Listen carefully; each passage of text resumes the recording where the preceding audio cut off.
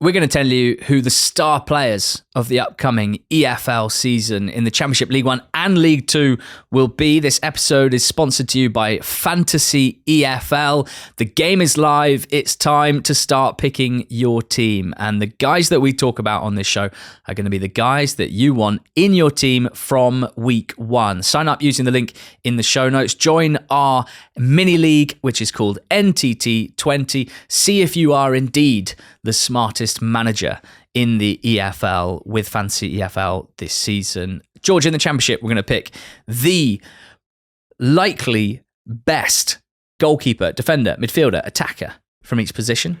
Who do you think is going to be the number one glovesman? Oh, I mean, I think goalkeeper is always very hard to quantify because often the measure that gets used the most to talk about goalkeeping performance is clean sheets. And yet you get points for clean sheets in fantasy as well, so it makes sense. But I kind of think often a clean sheet is it's a team game, right? Yeah. You can have a really good defence, the ball never gets near the keeper and you get a clean sheet and everyone's like, what a great keeper. Stupid. I often think it's keepers that face shots and make saves. Yeah. They're the ones, and you get points for saves in fantasy EFL as well. Sir. There are plenty of ways to skin this cat. And I think that Viktor Johansson has to be the goalkeeper in England who's faced the most shots of anybody because he used to be Rotherham goalkeeper. They faced a lot of shots over a couple of seasons, and prior to that too in League One as well. And then he was Stoke keeper last season and they faced a lot of shots because they weren't very good either. And there's the stat that I look at the most when it comes to shot stopping is goals prevented. And that is the difference between the expected goals on target that a keeper faces and the actual amount of goals that they conceded. And that, gives you an idea of how well they've done to actually prevent goals going in. And it's quite a noisy stat when it comes to individual players, I would say, because often you get a keeper who has unbelievable numbers for a season. Everyone's like, wow, look at this guy. Looking at Corey Adai, looking at Marco Morosi. And then the next season, they revert to the mean and they have a worse than average season and it kind of reverts out being level.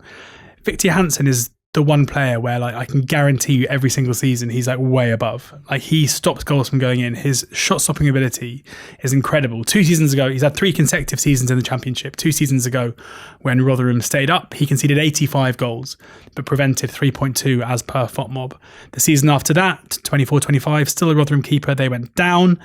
He saved 3.2 again in 23-24. And then last season, as Stoke's keeper, 10.9 goals prevented. Incredible. For Stoke, that's only just under 2 goals better than James Trafford, who had one of the greatest individual performances of any goalkeeper I've ever seen in the history of the world. He is incredible at what he does. And, we have to assume and hope that after a summer of Mark Robins, Stoke might improve, but I still think it's pretty unlikely that they're going to improve beyond being a team that face a lot of shots. And I think Johansson should be one of the best keepers in the league in terms of saves and the saves that he makes and the amount by which he helps his team. Yeah, but Michael Cooper, though, he faces a lot of shots as well. Yeah, and he's the star goalkeeper in the Championship now that James Trafford has gone. In fact, I would say that Trafford's goalkeeping performance last season is the best that we've seen in the Championship, certainly for the last 5 years. But I would also say that Cooper's performance last season was probably the second best that we've seen in the last 5 years. And in any other season... Ilan Melier says hi. In any other season, Cooper would have been the standout goalkeeper by a long way with respect to Viktor Johansson. In fact, if you look at save percentage, of course, Trafford dwarfed pretty much every goalkeeper in the world last season, but Cooper was second in the Championship for save percentage. Obviously, that doesn't take into account the quality of shots, the difficulty of shots that he was facing, but he was still second in the league. And you have to go back to 2020, 2021, Tim Krul playing for Norwich to find a goalkeeper with a higher save percentage than Cooper had last season, other than James Trafford. So it's a pretty straightforward answer for me. Trafford is now in the Premier League. Cooper is still the Sheffield United number one. The confidence with which he carries himself just permeates through the whole team. I can't remember a glaring error that he made last season, and that just gives more confidence as well. And I think still improvement to be expected. Cooper's only 25. He's been a first team goalkeeper for 5 seasons across Plymouth and Sheffield United, but he has missed around a season's worth of games through injuries there. So only 4 seasons worth as a number one. Plenty of improvement to be expected still, which is going to take him to the Premier League, I've no doubt, with or without Sheffield United. I mean, Alex Palmer, the Ipswich keeper, is an option here. Hermansen, if he stays at Leicester, I mean, he was brilliant last time in the Champ, and we'd expect him to be good again. I like Zetterstrom of Derby as well. You mentioned Viktor Johansson. Lawrence Vigouroux had a pretty good season for Swans last season. And of course, arriving in the league this year is Arthur Okonkwo of Wrexham, who had the top save percentage in League One, in League Two 2 seasons ago, top save percentage in League One last season, and I'd be really interested to see how that tracks at Championship level. In defence, obviously we've got centre-backs, we've got full-backs here. I'm looking at full-back personally, Milan van Ewijk of Coventry City. Lots of transfer speculation around him, but I think if he stays and plays for Coventry this season, he'll be a star defender of the league. He probably was already last season. In terms of his attacking play, he's very, very quick. He's good on the ball. Maybe a surprise that it was only 4 goal contributions last season after 7 the year before. I would expect at least 7 this year if he's starting for Coventry City, as he continues to develop a relationship with Sakamoto down the right, with Rudoni, who likes to drift to the right side as well. There's targets at the far post with Hadji Wright, with Ellis Sims and others. In fantasy terms, because of the fantasy EFL scoring system, like, defenders get rewarded for stuff that aren't just attacking contributions, and I love that. So that's you get a point for every 4 clearances, you get a point for every 2 blocks, and you get a point for every 2 tackles. Now, Van Ewijk doesn't make a lot of clearances or blocks, but he does make a lot of tackles. He's really tenacious. He's not your archetypal attacking fullback that doesn't really fancy defending. He's really, really come on a lot on that front as well, and makes a lot of tackles, which adds to his points tally. And the nice thing is I can kind of cover myself. If Van Ewijk does sign for Everton, which has been linked over the summer, then Kane Kessler-Hayden's already in the building for Coventry, and I think he could be a star in the same position if he starts every game for Coventry this season. He was Preston's top scoring player on Fantasy EFL by a distance last season because, like Van Ewijk, he offers a lot going forward, but he also came on a lot as a 1v1 defender as well. So I'm looking at a Coventry duo. Van Ewijk really the headliner, but if he does leave, I've got insurance in the form of Kessler-Hayden. What about you at the back in the Champ? Who's the star? It's the star from 2 seasons ago. It's Leif Davis, who I just don't think there's anyone better, really. Playing in the Kieran McKenna side, he knows his role so well. He's given freedom, complete freedom down that left flank. He got 18 assists last time they were in this league. Good grief, Leif. And he didn't have a great season in the Premier League, and that's probably not a massive surprise, but it also probably means that he's still going to be there this season. I think had he had a real standout season, I think Ipswich would have struggled to keep him. They've got really good talent off the left-hand side. If Amari Hutchinson does stay at Ipswich, then having Leif bombing down the left with Amari drifting inside is obviously kind of a perfect fit. He takes set pieces, which is also good for fantasy EFL because often can get assists from set pieces. I anticipate Ipswich will get a lot of clean sheets because they are probably the best team in the league going into the campaign. And under McKenna, it feels like of all the sides towards the top end, there is a level where I'd be very surprised they dip beneath it, given how highly I rate him. So didn't overthink this. I think he is a player that should be playing Premier League football, who arguably should be in conversation for the England squad, and yet he's playing in the Championship again next season, and will be very good again. Yeah, I think his teammates Dara O'Shea, Jacob Greaves could have been an option for this as well. I guess in terms of centre backs rather than full backs, as we've selected, you've got Hegem of West Brom in his second season, was excellent last campaign for West Brom. Expect him to go again. Harry Darling is now a Norwich defender. Be really interesting to see how he gets on there. Tanganga if he stays at Millwall, Ahmed Hodzic at Sheffield United, Bobby Thomas of Coventry. These are the guys that head into the season, as well as some of those Southampton players like Harwood Bellis and Ronnie Edwards as well, as potential star centre-backs. And then other full-backs would obviously be Harrison Burrows, James Justin back at this level with Leicester, even Kellen Fisher of Norwich, someone I'm really excited to watch this season. In midfield, George, Shea Charles is my pick. I think he will be the standout central midfielder in the Championship this season. I'm actually so bullish on Shea Charles that, like, without wanting to over-exaggerate, like, I would say he's 1, maybe 2 seasons away from being considered a 50, 60 million pound player. Like, I really think this is a 21-year-old central midfielder now with one full season of Championship experience plus some change last time Southampton were here. And he had it a bit tough under Russell Martin. Early on in that campaign, you might remember Southampton struggled to adapt to the new style of play, and Charles was often tasked with picking the ball up in deep midfield areas. And he struggled a bit, I think it's fair to say. He gave the ball away a few times. He was such a young player at that point. A, I think he learned a lot from that. But B, I think we've realised that that's not the role in which he is going to thrive. And that's fine, because now Will Still is Southampton manager. And I think his style of play will bring a lot more out of Shea Charles. He had an incredible season for Wednesday last time out. And don't let the fact that they finished mid-table take away from the fact that in midfield they had one of the best players in the league. And it wasn't Barry Bannon. It was the player playing alongside of him, Shea Charles. He was a 7th top scoring midfielder in Fantasy EFL Championship last season, just because he gets points in so many different ways, because he is a player with so few weaknesses. He got a goal and 8 assists, but also when it comes to interceptions, key passes, tackles, he covers so much ground, physically impeccable for a 21-year-old, and on the ball as well, just divine. So as you can tell, I'm pretty up for seeing Shea Charles playing for Southampton. I mean, his teammate Matheus Fernandes, if he's playing in the Championship this season as well, is probably a decent contender for this. Yeah, Jack Rudoni is the one I'm looking at. Fair enough. Coventry. People often ask me in the street, not in the street. People often ask me in my DMs, who's like the best Championship player now? Who's the one who could go on and be like a top level player? Yeah. And for the last year or so, there have been obvious ones in the past. Like Eze was like obvious. You watched him and you knew where he was going to go. Bellingham, another one. They've always been that kind of conveyor belt of talent. And recently I've been like, I'm not sure there really is one.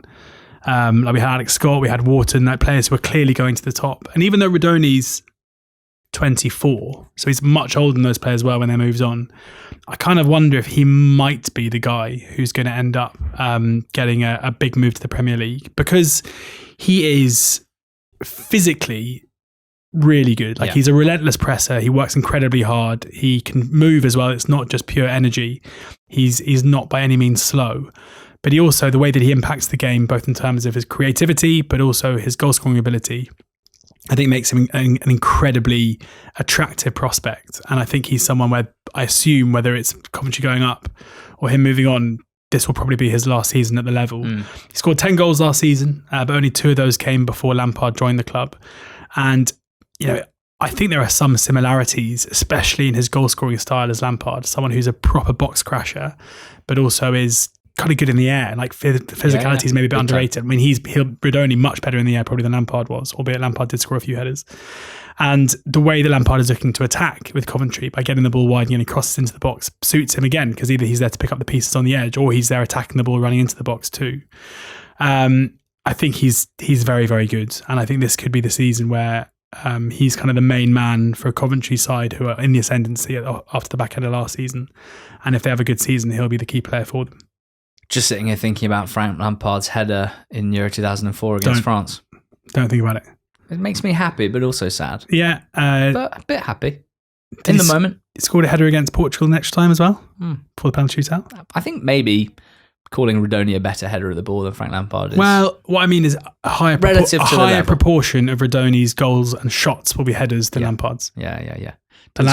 Lampard obviously did score headers too. That was my point. You're turning my own point against me here, which is unfair. Because you're an idiot. It's a terrible pick. The correct answer is Shea Charles. No, look, we're blessed, aren't we? We've got loads of players that could fit the bill here in midfield areas in the Championship. Jason Knight, I'm convinced, is just unbelievably underrated across the league and in the wider English football.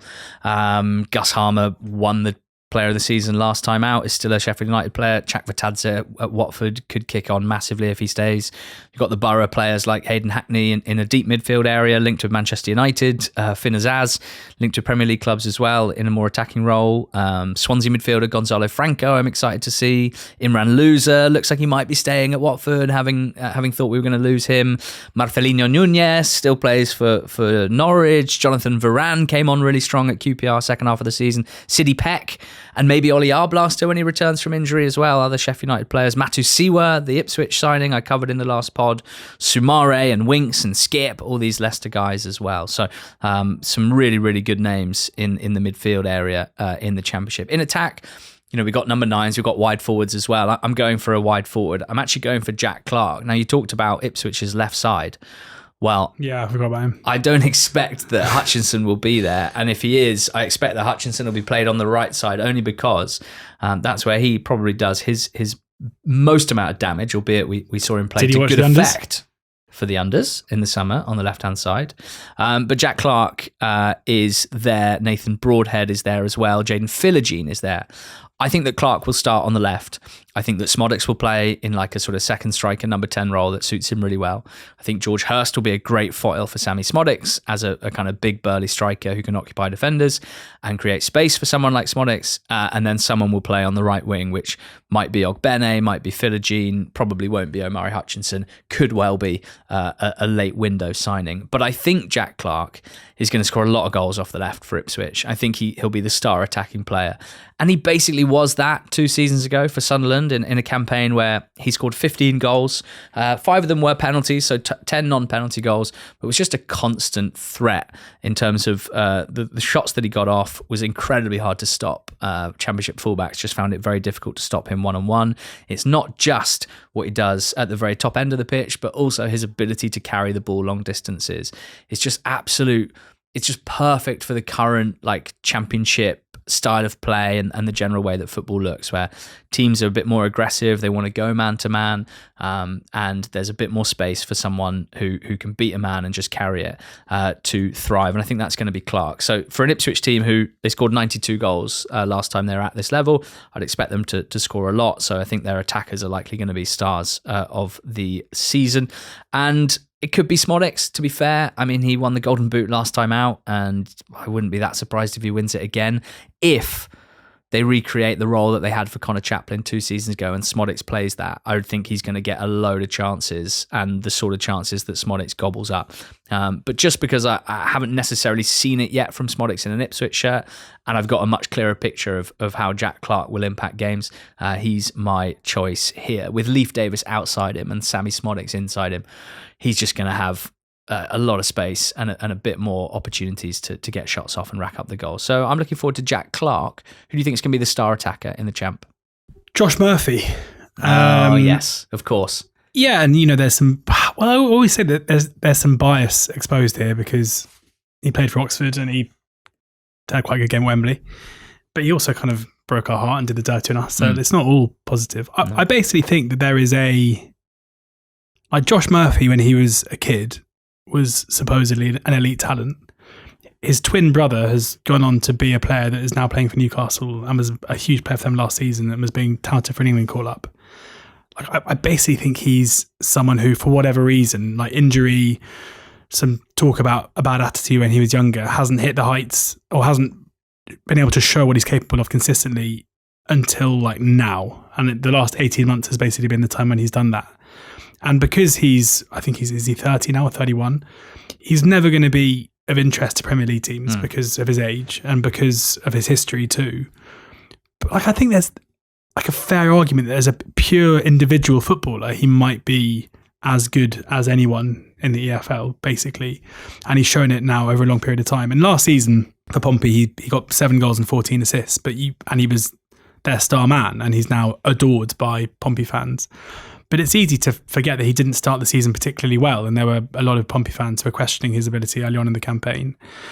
His delivery with both feet is like sensational. The way that he crosses the ball and the way that he hits the ball is like unbelievable. His ability to hurt you by either going on the outside onto his left foot and getting the balls into the box, or cutting onto his right foot as he did at Wembley and whipping the shots across the keeper into that far right corner. And he works unbelievably hard. And even though he's an older winger, he's still absolutely rapid. I kind of think going into this season with a settled team, with a Pompey side who I think are kind of dark horses to do quite well this season under Mousinho, I've got a sneaky feeling that he might go absolutely mad and post like ridiculous numbers. But yeah, I think he's kind of the one guy where if you're looking at now, like players who are like ready now to step up, I think he would be that one. I think he's now fulfilling his potential. And yeah, I mean, I do love him, even though it makes me sad to see him wearing not our shirt. But if he continues where he left off, I think in terms of where he could go this campaign. There aren't many people that can match him. Yeah, excited to see how his mate Colby Bishop does as well. Really impressive debut campaign for him in the Championship last season. Josh Sargent, if he stays at Norwich, I thought he was the best striker in the league last season. He now maybe has a bit more competition with those that have joined the league this summer, not least the Southampton gang of Ross Stewart, Cameron Archer, Damian Downs maybe. Tyler Dibbling is still a Southampton player. You've got Tom Fellows, who surely have a strong season for West Brom if he stays. You've got Stansfield and Kyogo for Birmingham. Looking forward to seeing how they go. Hadji Wright at Coventry, who, if he'd played the whole season instead of missing some through injury, probably would have challenged the Pirot top goal scorer charts. Leicester have got players, lest we forget. Mavadidi Fatawi, we remember from last time at this level, but Bilal El Kanous is a new name for me and someone I'm really excited to see. Even like Million Manhoef at Stoke City, if he stays and gets more minutes under his belt, you could see him turning into a really destructive and maybe more consistent wide player at the level. But overall, it kind of felt like last year in the Championship, we lacked superstar attacking players. One of the reasons why a central midfielder like Gus Harmer won the award, whereas in previous years it might have been someone like Crescencio Somerville. So looking forward to some of them coming to the fore this season, and hopefully giving you plenty to think about in terms of Championship players that you might look to select for your fancy EFL team from week 2 onwards. Predicting the star players in League One this season takes us to the goalkeeper situation. Joel Pereira, El Gato, Reading's number 1, signed a new contract this summer when a couple of other players have moved on. Pereira's committed himself to the club. The fans are buzzing. You can see why. He made the most saves in League One last season with the 4th highest save percentage. I'd expect Reading to be a little better defensively this season. I'd expect him to therefore have a bit more protection, maybe fewer saves, but probably more clean sheets. And I think with Okonkwo having been promoted with Wrexham, for me now it's clear that out of last season's gang, Pereira heads into the season, in my eyes anyway, as the league's top keeper. The Tickle monster for me. Of course. Mr. Tickle, Sam Tickle of Wigan Athletic. He is a player that will play in the Premier League fairly soon. I'm pretty sure of that. Again, he's someone who's not for League One for long. 4.8 goals prevented last season. A really, really good shot stopper generally, but also plays for a team who last season under Sean Maloney, for the most part, kept a lot of clean sheets. And under Ryan Lowe, it feels like now they're starting to recruit players to kind of match his quality. I think the last 2 seasons of Wigan kind of consolidating after relegation and under new ownership are over, and now they're looking to improve. He's 23 years old. He's improving very, very quickly. And yeah, he's another very good young English keeper progressing in the game, and I think this will be a big season for him. In defence, Mark McGuinness, not overthinking this, is a player that Costa reported 10 million quid last summer, now playing in League One. McGuinness had a pretty tough start, didn't he, at Luton, and was not immune to criticism, and I think that the transfer fee played a part in that. But frankly, that whole defensive unit was a shambles for a few months there, not helped by the tactics and probably having to adapt pretty quickly. But by the end of the season, as Luton turned things around, certainly in terms of points, even if they didn't stay up, he was the polar opposite. He looked big, strong, surprisingly quick as well. McGuinness, good mover, still quite young. I just see him completely dominating at League One level. And Luton have ridiculous centre-back depth anyway, but I expect the constant among them will be McGuinness in the heart of it. And because he's a big, meaty centre-back type, you'd think he'll be a threat from set pieces as well. Clearances, blocks, all this stuff helps with fancy EFL points. I think he'll be a big scorer. So he went for £10 million to Luton. How much do you think Ethan Pye will collect for Stockport when he does leave the club, which I think will be soon? Well, if he stays there another season, if they do as well as I expect that they will, I mean, his price tag will be in the 5+ for sure. Yeah, I mean, he is a powerhouse left-footed centre-back who's only 21 years old, who's played a lot of football. And again, I think he matches both the kind of physical attributes you want from a centre-back, even in fantasy as well, where he dominates the physical side of the game, but he's also decent on the ball, a good ball progressor, someone who's playing for a side in Stockport with their amazing recruitment team and with Challoner in charge and the kind of year-on-year progression that we see from them. He couldn't really be in a better place for his own development. And I kind of love the fact that he's staying there rather than moving, because I'm sure he's had opportunities to move.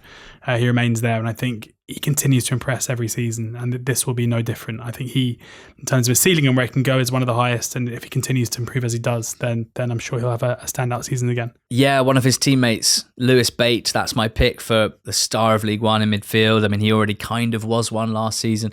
He did make the team of the season at the EFL Awards, but because of a really annoying injury towards the end of the season, he wasn't able to impact things at the very end of the campaign. But Bate is Stockport's captain, age 22, in a team with plenty of experience elsewhere, a deep midfield player. He's not going to score screamers like Lewis Wing, who's definite candidate for this discussion in midfield. But what he does do is set the tone, set the tempo, looks after the ball unbelievably well, can receive it under pressure, play forward. He's in good positions for second balls, even if he's not the biggest and the strongest.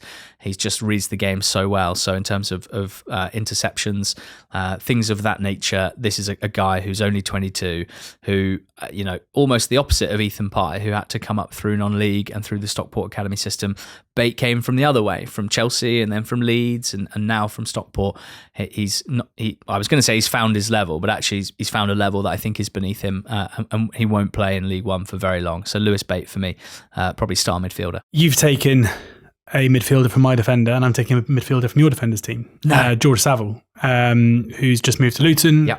I think a very, very clever signing from them. Someone at 32 who I think the perception is he's on his way out, but I'm not entirely sure that's true. I think having him as that kind of midfield ball winner for Luton when they've got the likes of Jordan Clarke, whose exploits for the last couple of seasons has been so impressive. Shandon Baptiste, if he can stay fit, whose running and ability to break the lines with his ball carrying ability is so strong. In Saville, you've got a player who, he's played all of his football basically at a higher level than this. I think we're still able to do a job for Millwall prior to moving on. And it's more a stylistic shift at Millwall that's led to him moving on rather than necessarily him not being up to it. But he's also chronically underrated on the ball. He's a good footballer. He's someone whose passing is very good, who offers a goal threat at times too. And my assumption is that Matt Bloomfield will basically build a whole team around Saville in the middle of the park. And I think they will benefit from that. I think it's a really sharp signing and someone who it wouldn't surprise me at all if his interceptions and all those kind of ball winning numbers are good, but also he's able to impact games on the ball too. Quite a lot of candidates for this. Lewis Wing mentioned already. Albie Morgan had a real standout season for Blackpool last season. Ollie Norwood is of course Bates' teammate at Stockport. Savage at Reading, Lewis Wing's teammate. Ben Elliott as well, both classy players. You've got the Barnsley lot of Russell and Connell and Phillips. You've got Morley at Bolton, Erahon at Lincoln, Herbie Kane and Ryan Ledson at Huddersfield. You've got Alex Robertson and Ruben Colwill, if he counts as a midfielder. Chris Willock as well at Cardiff. Marcus Harness. All sorts really. So quite a lot to look forward to in that League One midfield area. In attack for me, it's the guy that won Player of the Season last season. It's Richard Kone. Now Wycombe have signed Bradley Fink, a young striker that you spoke about in the last video. So there's an extent to which they appear to be sort of succession planning for Kone's departure. He was heavily linked to a move in January. 5 million quid, 6 million quid reported, which raised a lot of people's eyebrows. And I think the people who raised eyebrows at how Kone could be worth that much probably patted themselves on the back when he did tail off form-wise and in front of goal towards the end of the season. But I couldn't disagree more. I still think he's absolutely worth that. I still think he's one of the most exciting young striker prospects in English football. He had 16 goals by the end of January, which was pretty incredible in his first ever full season as a professional. And I think the fact it was his first full season as a professional goes some way to explaining maybe why he was struggling towards the end of the campaign under a different manager and a team that wasn't performing quite so well. I just think it's scary to think how good he could be this season if he's had a good rest, if he's fresh, injury-free, looked like he was always carrying something in the second half of last season, and if he can get back that confidence in front of goal, because in terms of physical capability, Kone pretty much has it all, certainly at this level, and I think will translate well. Size, strength, running ability and intensity. He's polished. He's pretty well-rounded considering he hasn't been playing professional football for very long, and then that fact makes me think that he could have a lot of development as well, and he scores goals in a lot of different ways because he's so aggressive inside the box. He can carry the ball as well. Not an incredible dribbler, but pretty good compared to most League One strikers. So I just think of someone like Ivan Toney, right? Who, when he was about 22, 23, scored 16 goals for Posh, similar amount to Kone last season. And then the next season exploded, 24 in 32 games before COVID cut the season short. Moved to Brentford, 31 goals in the Championship after that. That's absurdly high bar to set for Richard Kone. The fact that I'm doing so, I think, reflects just how good I think he can be and what I think his path could be over the next 3 years or so. Sam Nombe for me, who in a middling season last season scored 14 league goals, and he's kind of always threatened to do this. He's someone whose shot locations and his ability to get into good positions and at times his finishing have looked really strong. But the key thing for me is the managerial change at Rotherham, because he didn't look very happy and he wasn't playing very well under Steve Evans. And Steve Evans was sacked and Matt Hamshaw was brought in, who was of course part of the Paul Warne coaching staff. And I felt like Hamshaw just basically ripped up everything that Evans had done and told the players to go out there and express themselves and enjoy themselves. And I think we will see a much more attacking style next season. And crucially, Nombe finished last season with 5 goals in his last 8 games and looked really, really sharp. They don't have many striking options. He will be the main man. And I think that if Hamshaw does successfully implement this more attacking style and is able to create a free scoring team, even if not a particularly successful team, then Nombe will be the beneficiary of that. And I think he could score a hatful. You got others like Davis Keylor done. You do. You've got will he still be in League One at the end of the window? Whom's can say, not me. Nobody. You've got your Malik Mothersills and your Carl Wootons at Stockport. You've got your Harvey Nibbses at Reading. Fletcher and Ennis up top for Blackpool had a pretty good record second half of last season. You've got McAtee at Bolton. You've got Karoma now back where it all began at Leyton Orient. How about Beat Burrell, the speedy Burton striker? Dara Costello, one of my favourites, has joined Wigan. James Collins scored a lot of goals sneakily for Lincoln back end of last season. Joseph Salek surely won't be playing in League One for Cardiff, but if he is, surely will be a star. Callum Robinson, you could probably say the same about that as well. And pretty excited to see Laurent Tolai stepping up with Port Vale after how he did in League Two last season. Fancy EFL is live. You can start picking your team already for the first weekend of the season, which is obviously League One and League Two. So a lot of the guys we're talking about in League One and those to come in League Two are ready for you to select them for your team. If you'd like, make sure if you are playing the game this year to join the NTT20 mini league. Just search NTT20. The link is also in the show notes if you want to just click it and be transported straight there. Who's going to be the star goalkeeper in League Two this season? Well, Owen Goodman is now on loan with Huddersfield, so there's a vacancy. And I think it could just be filled very simply by Matt Macey of Colchester United. He kept the most clean sheets in League Two last season. He made the 6th most saves with the 5th best save percentage. I just think with Cole you know you're going to have a strong defensive structure in front of him because the Cowley brothers manage the team. And you've got a good shot stopper behind them, so you can just be very confident that they're going to have a good defensive record overall. There are a couple of others that I liked from last season, like Bass, who's moved up to Peterborough in League One, like Gabe Breeze, who got relegated with Carlisle, is still there at this moment in time. So the one that I'm most confident in would just be a repeat of Matt Macey's season from last year. I think that'll have him right up there in terms of the Golden Glove Award. James Belshaw for me, again, going after a keeper that's going to have to make a lot of saves because Harrogate are going to concede a lot of shots. The 5th highest XG conceded last season, and Belshaw was 5th for saves, 10th for save percentage, and 8th for goals prevented, which way came out with a positive number. We know with Harrogate, they're always having to kind of swim against the tide in order to stay up, and that means Belshaw is always going to be really, really busy. But I think he's shown over a couple of years at Bristol Rovers and now over a couple of years at Harrogate in the EFL that he is a very, very good shot stopper who makes some big saves. And we know that he is their absolute number one too. So, keep again going down the line that keepers don't necessarily play for the best keepers don't necessarily play for the best clubs. For sure. They're the busiest, and he is certainly that. Just talking about Harrogate swimming against the tide made me think of how delicious the spring water is. Lovely. Although quite the plastic is interesting for that. The bottle itself. Yeah, like thinner plastic. Yeah. But you shouldn't be buying mineral water, really. No, I don't. Unless. And any briefs from Evian recently, have we? No briefs. No briefs. Yeah, in terms of League Two defenders, I always think it's quite tough because across the league, there's a variety of different things that defenders are being asked to do. Some of them are not asked to do anything in possession when it comes to League Two defenders. A lot of them are asked to do a lot in possession and maybe fall down a little bit on the pure defensive side. And then you've got fullbacks and wingbacks who can do all sorts of stuff either way. In Nathan Smith, I think Tranmere have just signed a real sure thing. A centre-back who spent his whole life at Port Vale and now moves to Tranmere to play at the heart of the defence, managed by Andy Crosby, who managed him previously at Vale. So so knows him really well. You'd expect they already have a great relationship. And I think for what Crosby's likely to want him to do, he'll be brilliant. They've got defenders with legs, shall we say, which I think is good if you have Nathan Smith at the heart of your back line. People like O'Connor and Bristow and Brough will bring legs around him, and he can just focus on doing what he does well. And it just happens to be the sort of thing that really racks up fancy points as well in fantasy EFL. Defending his box with his life, blocks, clearances, fantasy points, Nathan Smith. James Bolton for me.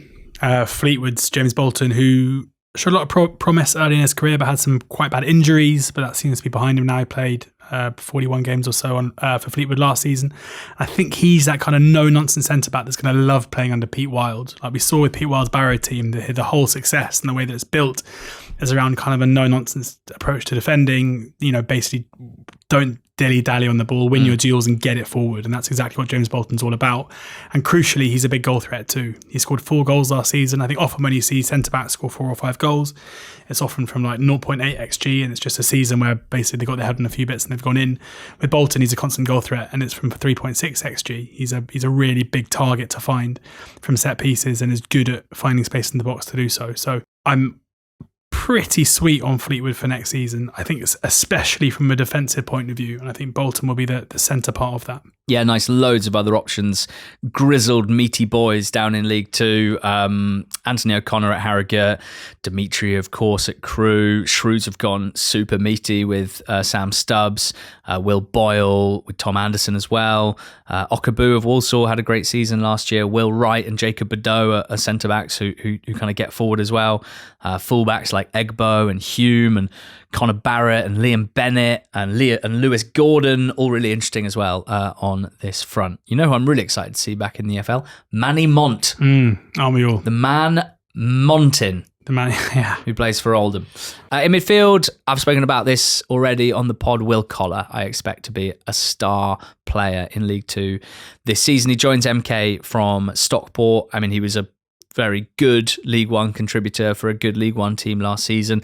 I can't see why starting for a team that are favourites to win League Two, he would be anything but, particularly because it's a great fit in terms of the manager and what Paul Warne wants from a number 8 like Collar. He will run all day. He is physically really, really impressive at League Two level. He's very persistent with his movement, keeps making good runs. The ball will be out wide a lot, delivery into the box, and Collar has that kind of nice mixture of like timing and power that tends to lend itself to number 8 scoring a lot of goals in a box-to-box role. So far at League Two, at level, he has scored 14 goals and 12 assists over 2 seasons at 0.48 goal contributions per 90. That is impeccable for a central midfielder. So Will Collar, for me, I expect him to star. I have got... Just sounds like maybe you just agree with me. You don't have one. Yeah, that's it. Yeah, Will Collar. George Grant. Oh, I can't wait to see George Grant. So George Grant is back in the EFL after 3 years at Hearts. He signed for Carl Robinson's Salford. Yes. And this is a funny one because he's playing for Hearts. Yeah. Like Hearts of Midlothian. The very same. Not Hearts of Oak, the Ghanaian Premier League. You don't team. often, if you said to Hearts fans, like, yeah, we're going to take a player. And to be clear, Grant isn't overly popular with Hearts fans. Oh. They didn't necessarily rate him, but he's started and played a lot of games for them. Like, it feels like quite a coup, I would say, especially given that Grant has history in the EFL of being a good player at even League One level. He is a player who is, I think it's rare at League Two level to get a player who is a ball winner and good on the ball. And that's what Grant is. Like, his ball winning numbers are really, really good. He's really good and his tenacity. Feels like he grew a lot on that front in Scotland. Massively, with all those 50-50s. Correct.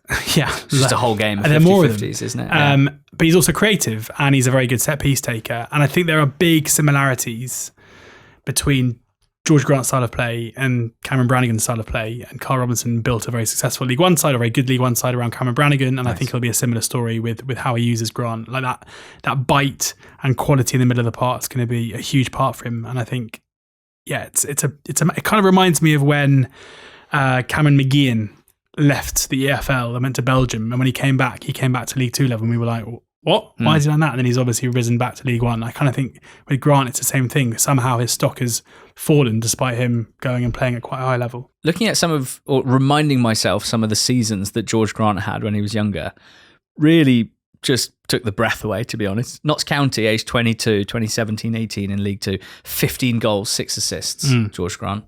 He was playing a slightly different role then, and a lot of those are set pieces. Similar League One, Lincoln, 3 years later, 13 goals, 7 assists, 20 plus goal contributions in 2 separate seasons for a midfielder.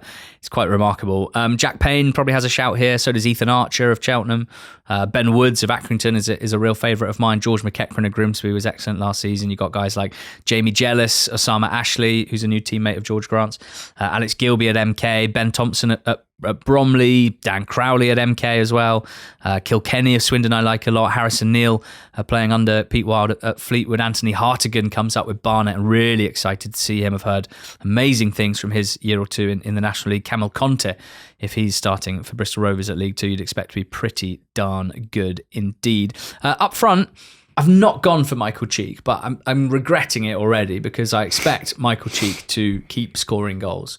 And I know that there's been a bit of speculation about his future, but it appears like Bromley are pretty desperate to keep him. And I hope that if that is the case, there won't be any major issues there, and Cheek can just get back to scoring goals. And with the delivery of Mitch Pinnock, I think he could do that quite a lot. I'm going to go for Harry Smith, Swindon striker, who Ian Holloway said this week, he is not for sale, not for any price whatsoever, not even if Manchester City everything's got a price, Ollie.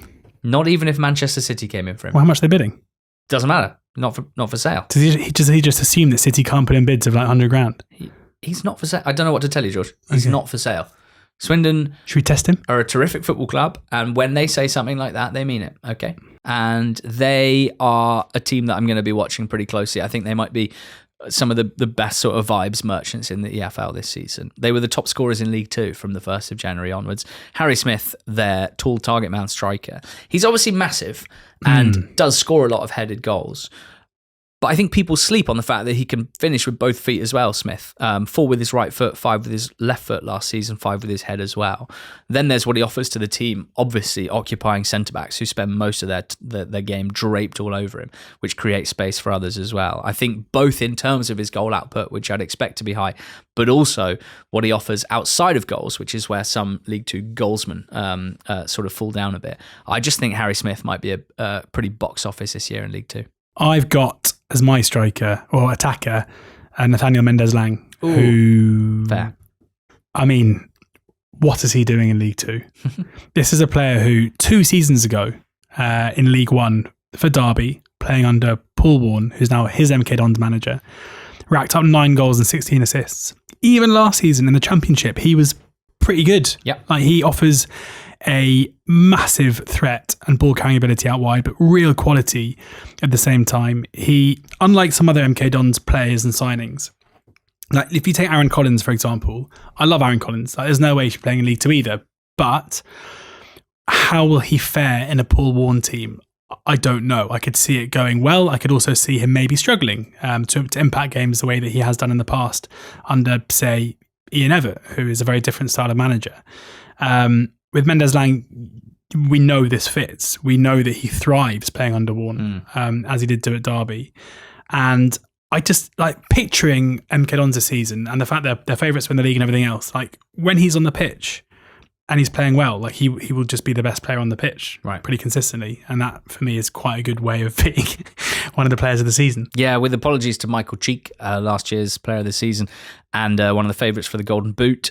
We've gone for some others there. Alassane Jatta is still a Notts player at the time of recording, but his future very much up in the air. You mentioned Aaron Collins. You've still got players like Armando Dobra of Chesterfield, Markanday, who I spoke about, of course, in the last video, Kelly Namai at Salford, Tyler Walton, the Accrington attacker, is someone that I expect to take a bit of a leap this season. Wide forwards like Owura Edwards of Cole U, the returning and fit Jody Jones of Notts County, Lee Bonis, the new Chesterfield striker. We're excited to see Rule Satiriu, Promise Omakere. Bristol Rovers do have some quite standout names as well. So there you go, the stars of the EFL's upcoming 25-26 season as we see it anyway. Let us know what you think in the comments below. Goalkeepers, defenders, midfielders, attackers. Who do you think will be the standout players in the Championship League 1 and League 2? These are guys that you are going to want to have in your fantasy EFL team throughout the season. Fantasy EFL goes again for its second season. We really enjoyed playing last season. Think it's a really, really interesting take on fantasy football and just offers a lot for anyone with even a passing interest in the EFL as a way of making their following of it even more entertaining with a bit of competitive spirit as well. We've got a mini league, NTT20 is the name of it, so please do join and take us on. But also when you sign up, you choose the team that you support, and if you win the mini league of the team that you support, you win a season ticket for the 26-27 season, which is a hell of a prize. So sign up to Fantasy EFL, start putting your team together for the first weekend of the season. Use the link in the show notes if you like.